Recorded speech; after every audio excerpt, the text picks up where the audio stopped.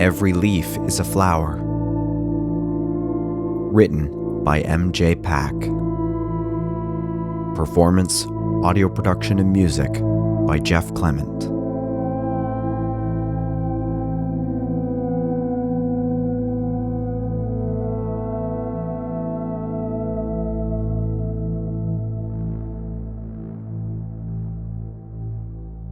I managed to make it a few more months. Got to a new place, set up shop, went back to New Orleans for just a day trip to clear out my business in the basement. No one had messed with it. That was good. That's why I picked such a remote place in the first place. Me and my dad, we liked our privacy. You probably know that by now. I went north this time, followed the ocean along the east and tried to find somewhere safe, somewhere dry, somewhere that no one could leave handprints. That's what was following me, right? The handprints, the voice. Worse, what was attached to those handprints. It was always different, but it was always the same. My father, something else. My childhood, something else. Shifting, changing, unpredictable and terrifying. I wanted to tell someone about it, but who was there to tell? Ma was in the ground 5 years now. My dad, a lot longer than that.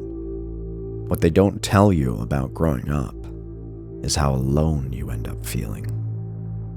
I hunkered down in my place in the north, waited, because I knew it was coming. It had to be coming, right? The quiet was starting to get to me. It was worse somehow that I knew it was coming and I knew it wouldn't stop, but didn't know when or how.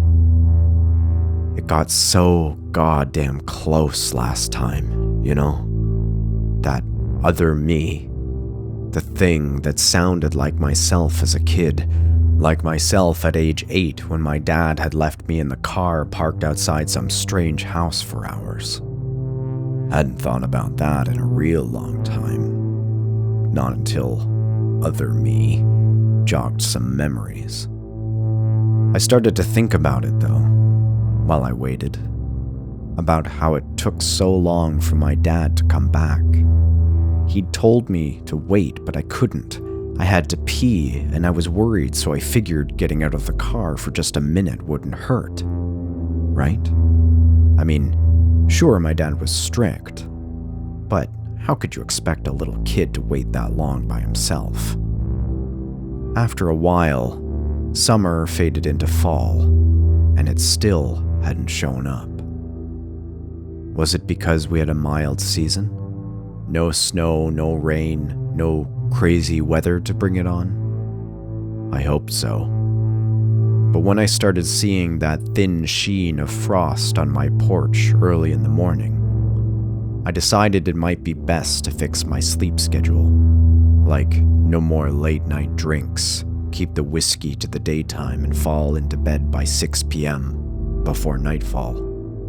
My dad did that, you know, after he got off the third shift for a few years. He said it did him good. Main thing is, I didn't want to hear what could be outside. It only came at night, and I was so tired of waiting, you know? I thought it might be best to just shut myself off during the times it could come, because either it couldn't, or wouldn't, get inside without my help. Or, if it did, maybe I'd just go peacefully, in my sleep. That was a nice thought.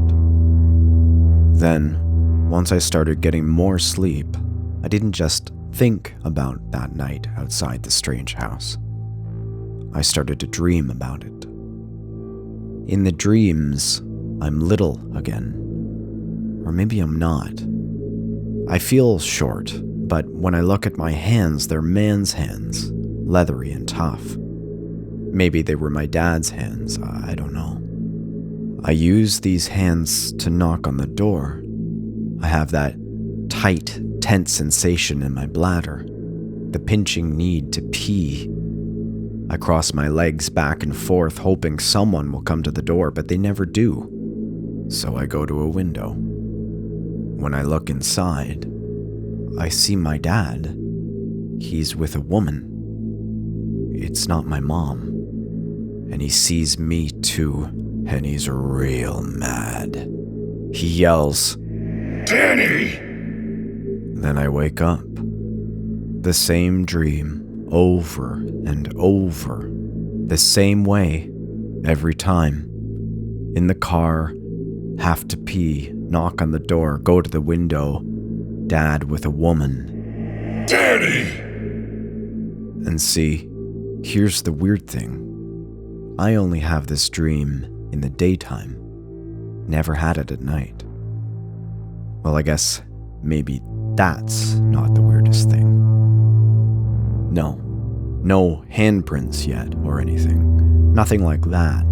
But since the leaves have started to change, since they've gotten all colorful, red and orange and yellow, they've started showing up in my house. First, they were on the porch, but that's pretty normal, right? Gust of wind blows them up there, no cause for concern. But then one day, you wake up just after dawn, like usual, happy to see the sun coming up over the horizon, and you see a trail of them from your front door to the dining room. And they're pretty at first, see?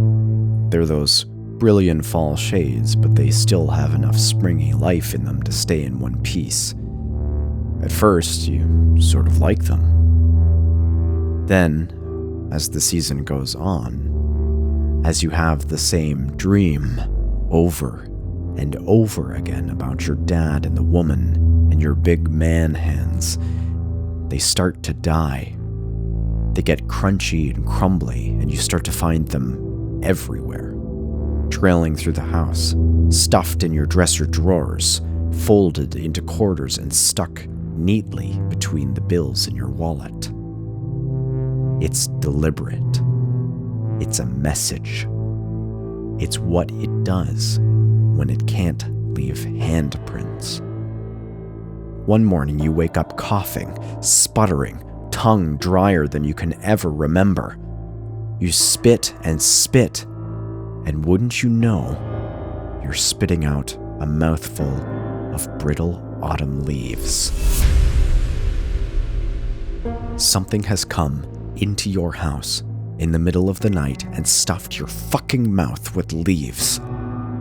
God only knows what would have happened if you'd been awake when it came. Then you wonder, is it really your dad you're hearing in the dreams?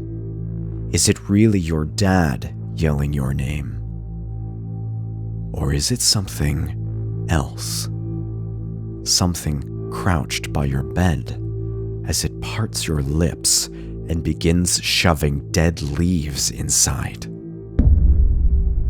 And this, this is what makes you realize you can't get away from it. You can't keep running. You could try, of course. You could keep sleeping through its cycle, or moving with the weather, or whatever. But one day you'll choke to death on whatever else it's decided to shove in your mouth. And maybe next time, it won't be as harmless as leaves. So I pack up and go to the last place you saw your dad alive. The last place you have really good, happy memories. And you leave the leaves behind.